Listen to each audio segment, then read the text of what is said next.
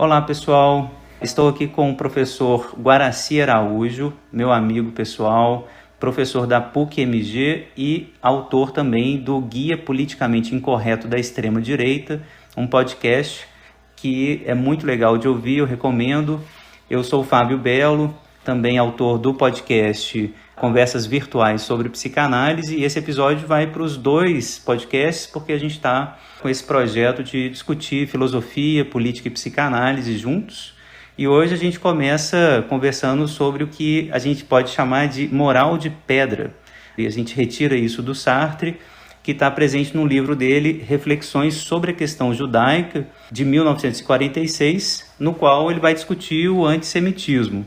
A gente vai deixar todas as referências do livro em português e outras línguas nas descrições dos nossos podcasts. E vou passar logo a palavra para o Guaraci sobre o que é essa moral de pedra, um pouco dessa história, né, Guará, assim, do que esse livro tem na história da filosofia, lembrando rapidamente que esse livro vai ser retomado pelo Adorno um pouquinho depois e pelo Fanon, né? Enfim, é um livro fundamental na história da psicanálise, inclusive, porque ele é um pontapé inicial para discutir psicanálise e a luta antirracista. Mas explica para a gente um pouquinho que livro que é esse, o que é essa moral de pedra. Bom, Fábio, muito obrigado, em primeiro lugar, por estar aqui, né? A gente está fazendo esse programa juntos. Estou muito satisfeito, né, com a possibilidade de estar trabalhando com mais pessoas e criando relações, né, diante de tudo que nos cerca hoje. É muito importante isso. Também tem um outro objetivo aqui que eu queria, né, levantar nessa fala, que é o de oferecer para quem está vivendo no Brasil um tanto quanto caótico e de muito difícil compreensão que nós vivemos hoje, tentar elucidar um pouco o que está acontecendo a partir de uma discussão de conteúdos que tem a ver com a extrema-direita que se encontra no poder hoje no nosso país. O caso do Sartre é bastante interessante, como o Fábio mencionou. O Sartre foi prisioneiro de guerra e teve uma oportunidade muito privilegiada de observar os acontecimentos da Segunda Guerra Mundial. E aí, no ano de 46, ele publica esse livro que vai, entre outras coisas, apresentar a figura do antissemita. E o antissemita, tal qual é descrito pelo Sartre, parece muito com as descrições que nós temos de extremo-direitistas. O que é a moral de pedra? O Sartre fala o seguinte: para algumas pessoas, perceber que os valores sociais se transformam e que por essa transformação indivíduos que antes eram pouco valorizados, agora começam a ser mais, grupos que eram pouco valorizados, agora começam a ser mais. Sartre nos diz que isso gera em algumas pessoas um sentimento muito agudo de incômodo, um ressentimento diante dessa mudança de lugar. Esse ressentimento se expressa numa frase que eu creio que todo mundo aqui já ouviu alguma vez alguém falar: as pessoas têm que saber o seu lugar. Quem elocuta isso, difunde isso, de fato está sugerindo que as escalas de valor na sociedade não deviam se transformar tanto, que elas deviam ser estáveis e, no caso do extremo-direitista até mesmo, absolutas. Isso quer dizer que o extremo-direitista tipicamente idealiza um passado e os costumes deste passado, deixa de lado tipicamente tudo que havia de ruim, tudo que havia de negativo, para preservar uma imagem muito idealizada e fantasiosa. E essa imagem fantasiosa pretende nos oferecer a ideia de que os seres humanos só podem ser certos, agindo de certas formas, de uma maneira, vamos dizer assim, né, que você pega os valores que uma sociedade carrega na sua história e os torna pétreos, duros. E a partir desses valores duros, você avalia as outras pessoas. Então não tem uma mobilidade social possível, parece uma moral avessa à contingência, né, Guará? Assim, tipo, pensando que, já começando com a nossa livre associação que caracteriza a nossa amizade, né? Pensando no Richard Rorty como um dos meus autores prediletos aqui, a solidariedade, a contingência, como algo que valoriza e que está no centro da vida burguesa contemporânea, né? Parece que essa moral de pedra é completamente avessa a isso, assim, é como se a gente ainda voltasse em uma corruptela do The Right Man in the Right Place, né? Assim, mas as pessoas têm que estar no lugar certinho, marcados aristocraticamente.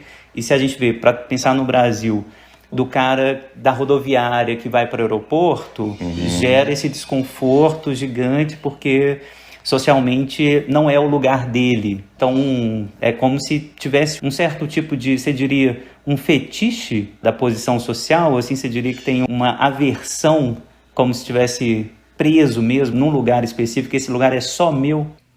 Olha, para falar disso, Fábio, enquanto você estava falando, eu estava me lembrando de um livro muito interessante da socióloga norte-americana Arlie Hochschild. O livro, em tradução, se chama Estranhos no Nosso Próprio País. Essa socióloga, ela entrevistou trumpistas, né, nos Estados Unidos, gente ligada ao chamado Tea Party, né, que é um grande movimento reacionário que emergiu na política norte-americana. E ela entrevistou um monte de personagens, né, de pessoas normais, pessoas tipicamente pobres, que têm uma vida muito difícil, mas que votam no Partido Republicano e que votaram entusiasticamente no Trump. Depois de conviver com esse pessoal um tempo, a Hochschild chegou à conclusão de que eles tinham uma percepção da realidade social que ela vai chamar de teoria da fila. Ela vai falar assim, olha, essas pessoas foram convencidas ao longo de sua vida a acreditar que se elas fizessem tudo certinho, se elas fizessem todas as coisas certinhas, como o papai e a mamãe sempre mandaram, um dia ela ia chegar no sonho americano, no modo de vida que o chamado American Way of Life parece oferecer para aqueles que têm melhores condições, mais privilegiados.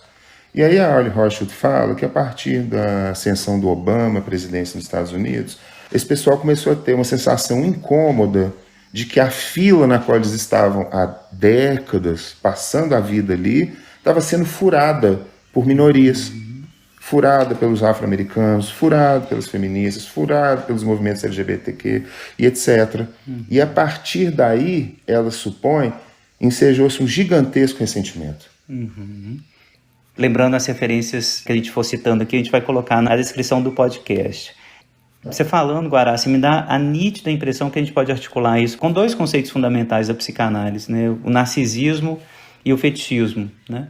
O narcisismo como sendo um amor idealizado pelo próprio eu, como que a gente vai fabricando a nossa imagem, como que essa imagem ela está ligada a lugares sociais.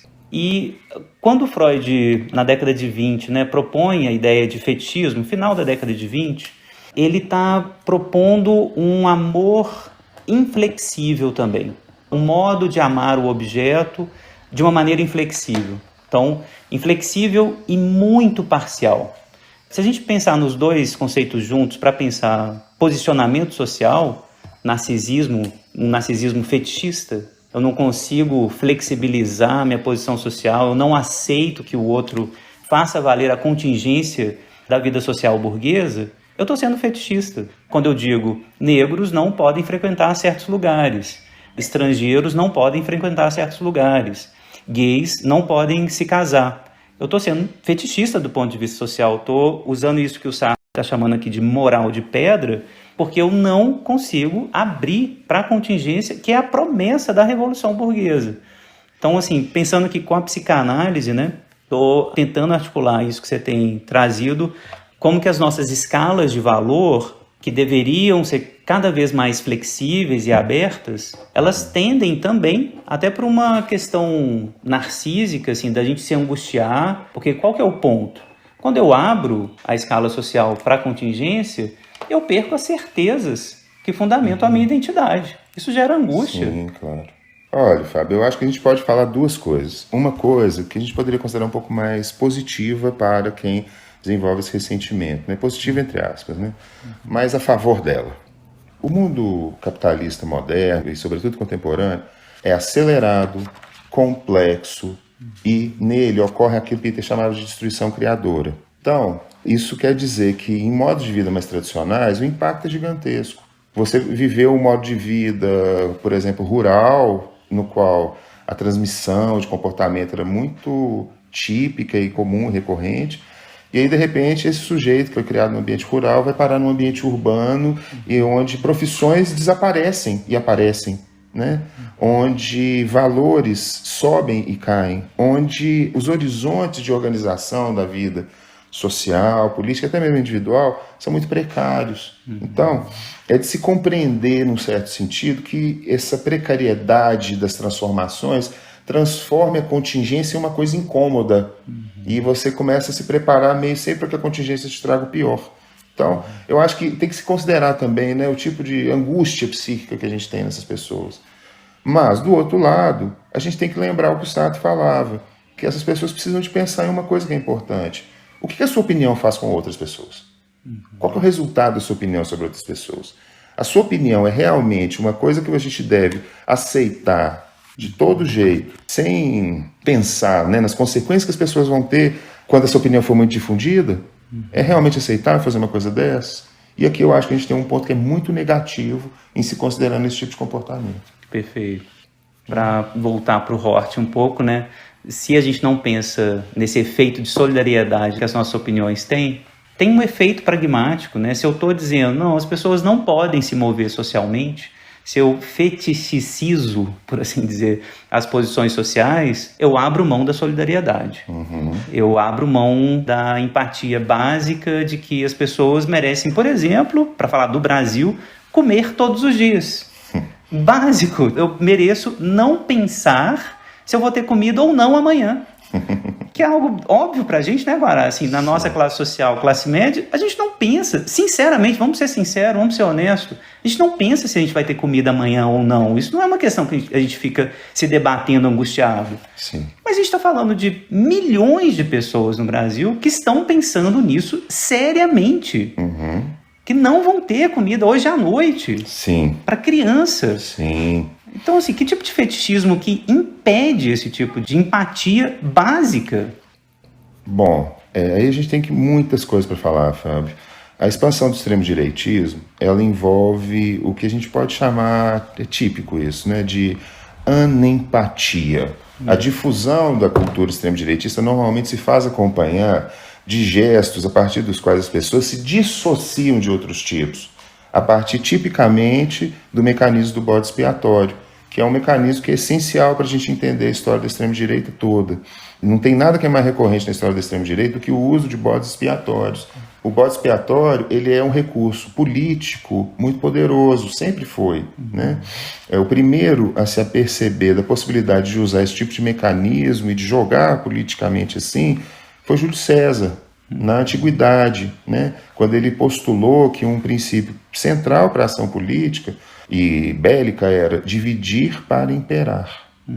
Então, o extremo-direitismo ele produz esse tipo de efeito, e esse efeito, né, de divisão favorece muito que você olhe para as pessoas da sociedade assim, faz parte da minha turma, é ótimo, não faz parte da minha turma, nem é gente. Não é gente. Não tratamos como iguais ou como estão no mesmo barco o cara que está dormindo debaixo da marquise. É como se a gente não tivesse no mesmo barco, como se a gente não fosse próximo daquela pessoa de nenhuma maneira, né? Mas nós estamos. Muito! Nós estamos exatamente no mesmo barco. E é incrível como que as forças ideológicas da extrema-direita fazem a gente apoiar, por exemplo, né, as pessoas apoiarem, senso comum, colocar pedra debaixo das pontes para as pessoas não terem nem debaixo da ponte para dormir. Como que isso foi uma política pública adotada aqui em Belo Horizonte, em São Paulo e no Rio.